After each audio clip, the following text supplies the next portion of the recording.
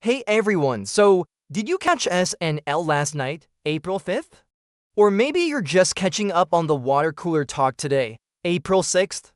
Jack Black hosting, Elton John and Brandi Carlile performing. Quite the lineup. But as always, my eyes were glued to that cold open, wondering how they tried to spin the absolute chaos of the past week.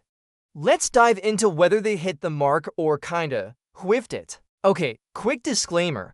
This is my take on the SNL cold open from last night, pieced together from reports and what people are saying online. Can't show copyrighted clips, obviously.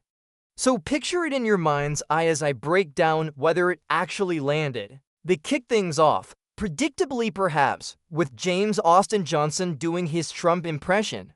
Review time, the impression itself, honestly, still pretty darn good. Johnson's got the voice and mannerisms down to a science. But the material about the Liberation Day tariffs, the punchline Make America Great Depression Again? Review got a slight smirk out of me, maybe? Felt a little expected, like low-hanging fruit, perhaps. Then they decided to get edgy, bringing up Trump's super controversial eating cats and dogs comment. Review, okay, points for boldness, I guess?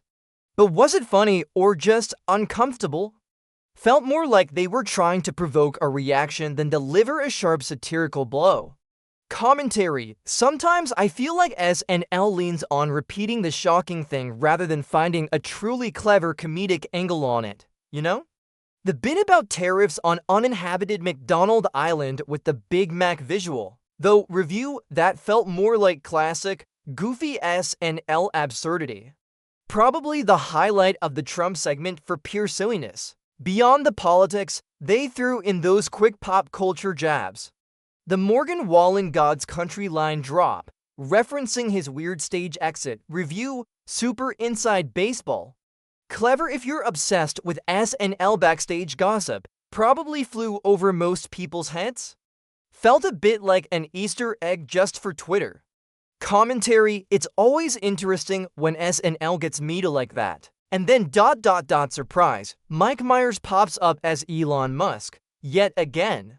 Review, look, seeing Mike Myers is always nice, kinda comforting, like a comedic security blanket. But the Musk impression feels like it's running on fumes a bit, doesn't it? The cheesehead hat for the Wisconsin election connection?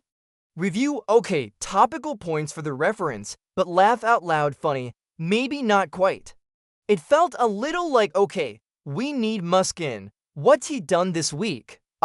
Wisconsin, get the hat, commentary. Which brings up a bigger point. Are these big celebrity cameos still really serving the comedy? What do you guys think? Are you still hyped when Myers shows up as Musk? Or is it time to maybe let that one rest for a bit?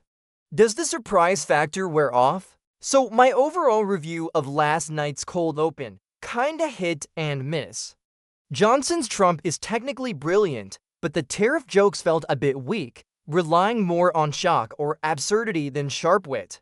The pop culture references were timely, but perhaps a bit too niche or reliant on familiar tricks. Commentary, it feels like SNL is still grappling with how to consistently satirize a world that often feels beyond satire already.